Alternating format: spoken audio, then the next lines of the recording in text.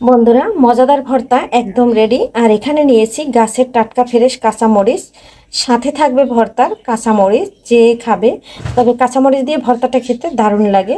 আর ভাজামরিচ দিয়ে কিন্তু ভর্তা খেলে গ্যাস হয়, যেহেতু ডিমে প্রচুর গ্যাস বাড়ে। আর সেখানে যদি থাকে শুকনা মরিচ, তাহলে তার কোনো কথাই নেই, গ্যাসের সমাহার। আর আমার ভর্তা কিন্তু একদম রেডি হয়ে গেছে। খাওয়ার রিভিউ দেওয়ার কিছুই নাই, আগে অনেকবার বানিয়ে খেয়ে নিয়েছি, দারুণ লাগে খেতে। আর একবার হইলেও রেসিপিটা ফলো করে বানিয়ে দেখতে পারো, খেতে যেরকম দেখতে সেরকম।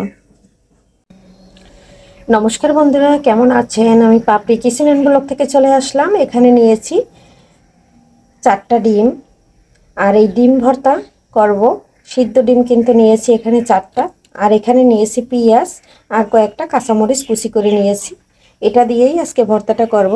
আমার ফেসবুকের এক ফ্রেন্ড, এক দিদি ভাই বলছে ডিম ভর্তার একটা রেসিপি দিতে। আমি ডিম ভর্তাটা কিন্তু এভাবেই করি সব সময়। ডিমটা প্রথমে সিদ্ধ করে ছুলে নেই, তারপরে পেঁয়াজ রসুন কেটে নেই, ফ্রাই প্যানে দিয়ে দিচ্ছি অনেকটা তেল। এখন আমি এই পেঁয়াজটা দিয়ে দেবো। পেঁয়াজ মরিচটা সম্পূর্ণ দিয়ে দিয়েছি। এখন আমি এটা হালকা করে ভেজে নেব। এখন এখানে একটু লবণ আর একটু হলুদ দিয়ে দেব। স্বাদ অনুযায়ী লবণটা দিয়ে দিচ্ছি, সামান্য একটু হলুদ দিয়ে দিচ্ছি। এটা এখন আমি একটু বাদামি বাদামি কালার করে ভেজে নেব। আর এই ডিম ভর্তাটা করতে বেশি সময় লাগে না। আর এভাবে ডিম ভর্তা করলে, আর সাথে যদি থাকে গরম ভাত, পোলাও বা খুদের ভাত, খুবই মজা লাগে খেতে। আর আমি ডিমের ভর্তাটা সবসময় এভাবে করে থাকি। অনেকে কাঁচা পেঁয়াজ দিয়ে করে, কিন্তু আমার ওটা ভালো লাগে না খেতে। এইভাবে বন্ধুরা একবার ডিমের ভর্তা করে খেয়ে দেখো।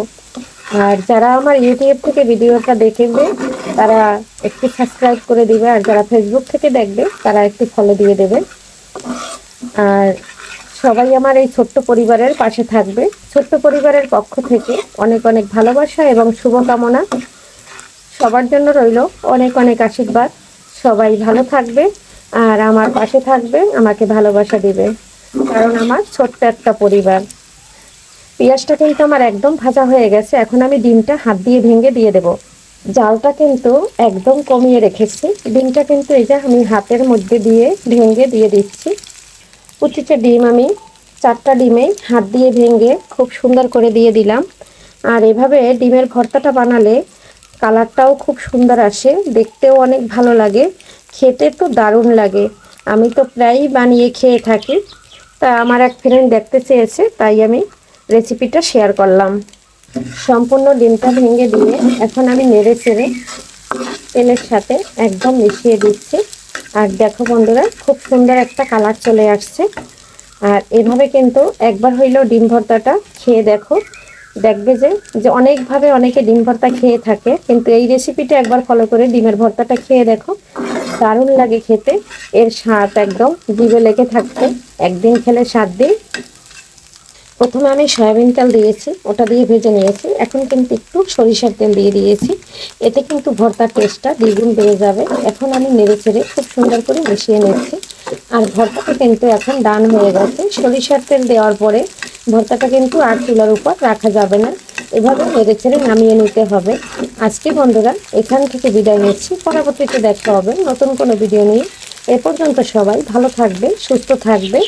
সবাইকে জানাচ্ছি আগামী ভিডিও দেখার আমন্ত্রণ। Bye bye.